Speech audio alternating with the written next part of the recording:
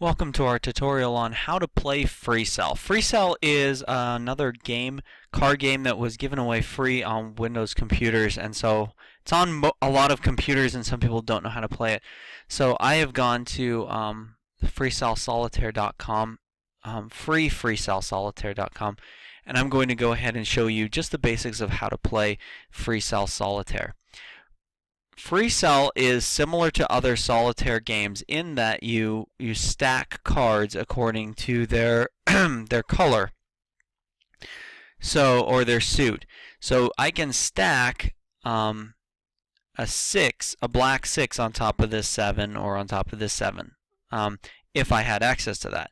So right now with the cards that are available, 7, 9, 5, 4, 3, ace, 7, and 6, I can't stack any of them. That's where the free cells come into play. There are 4 free cells here, and this is where we're trying to kind of pile up our aces. So I'm going to start by moving my ace up there. So I've got these 4 free cells, and those are what I can use to move cards around. So I can place any card I want into there and then get access to the cards that are under it. So let's say I want to get access to these 2 aces, which is probably a good plan. I'll move the 9 up there and then put the aces up here. Now they're up there and out of the way. Now I can't just move the 9 back. So now I have less free spaces. Okay, I have only 3 free spaces. But I can kind of move some things around, like I can now move my 6 over to here, and this is where things kind of get interesting and a little bit different than solitaire.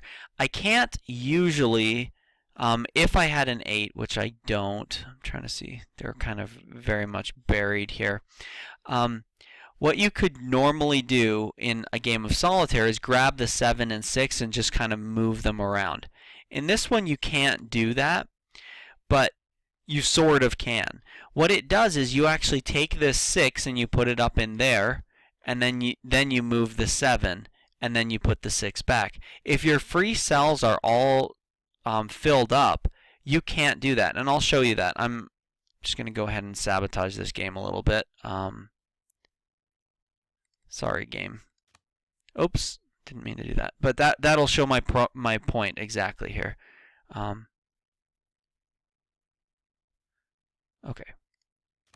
Oh. Alright, so I've filled up some of my free cells. It hurts to do it, but I'm going to be able to move those ones back. So now I can't pull the 7, I can't pull the 6, I can only move these 2. And the reason for that is because I put the 4 up there, then I can move the 5 around.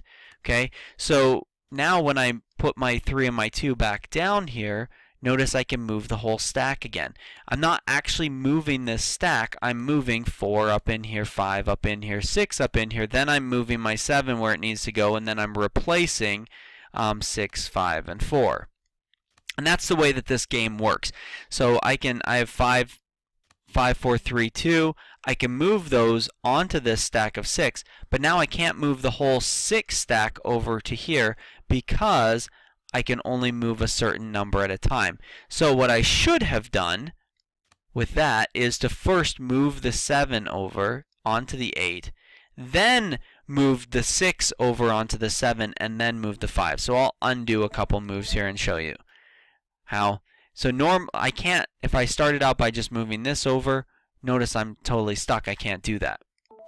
But if I move the 7 over first, and then I move the 6 over, then I can move the 5 over, and I'm able to move that stack. So that's kind of how you can get around that a little bit. So you have to plan your moves a little bit more carefully. And here I have all the way, 8, 7, 6, 5, 4, 3, 2. I obviously can't move all of that at one time, even if I did have the 9 down and available. And if you click on it, it'll just put it where it's, where it can possibly go. So that is the basics of Spider Solitaire. That's kind of how it works. You want to get to your aces kind of quickly in the game so that you can start getting rid of stuff. I don't necessarily recommend doing this, but there, now I've got my aces up and I can start kind of putting these cards out of the way. The less cards you have, the more flexibility you have for actually moving things around, and that is really good, especially later on in the game when you're trying to get down. Now notice I have this stack available. This is kind of an interesting point here. I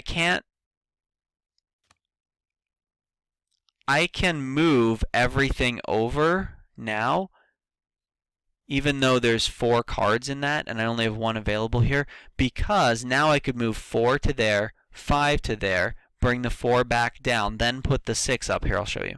If I move the 4, do I really want to do that though? Oh, I guess I could move the 4 up there. I can move the 5 down to there, 6 up to here, or 5 up to there, 6 down to there, and then the 7, and then I can kind of move things around a little bit more. So don't really want to do that, but I'm just showing you that you use the free cells for moving things around. And so it's different from solitaire because you're not just kind of moving stacks. You have to calculate which stacks are going to be available and which cards you want to get to.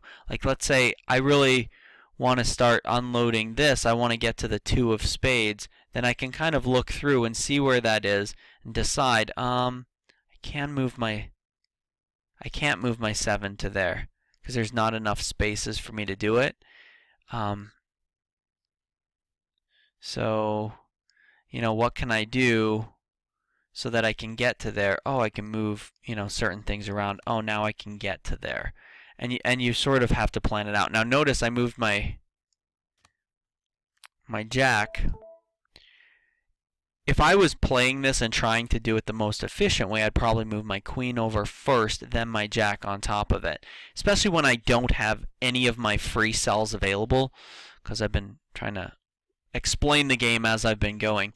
But you want to get your kings on the top rows so that you can kind of move things around. It creates a little bit more mobility. You want to get rid of these cards sort of quickly. You want to keep your free cells open as much as possible. And that's the basics of playing this game. I guess I could continue the recording and just finish actually winning this game, perhaps. Perhaps, I say. I'm not sure if I'm going to or not. I've done so many things that I normally wouldn't do while playing just to... let's go ahead and move those around just to kind of give you an idea of what to do. So what I would do at this point is I'm looking for the 3s. I'm going to look at this row has some 3s and this one has some 3s. I'm going to move this 7 over just to get at the 3 of hearts so I can free up one of my free cells and also shift this over onto the 7. Notice how that kind of gives me a little bit of free spaces in here. It helps me to kind of create a little bit of motion. Now, this 8, I want to move that whole stack over there. And the reason I can do that is not because we move stacks. It's because I can move, like I would go 5, 4, 6, whatever. Then I move that onto there. Then I re-put my stuff back onto here. See, you're using the free cells to move things. You're not just moving stacks, because you can only move them where you would be able to move them. And the game automatically calculates whether you have enough spaces to move them, but it's kind of nice to, that it has that feature. But you could also move each piece manually and figure that all out on your own as well, if you want to. So this, I want to try and line up my cards as much as possible here, getting rid of the stuff as I come to them. Whoops. Oh, where's that 3? I want to get to that 3. Just move those out of the way. There. Okay.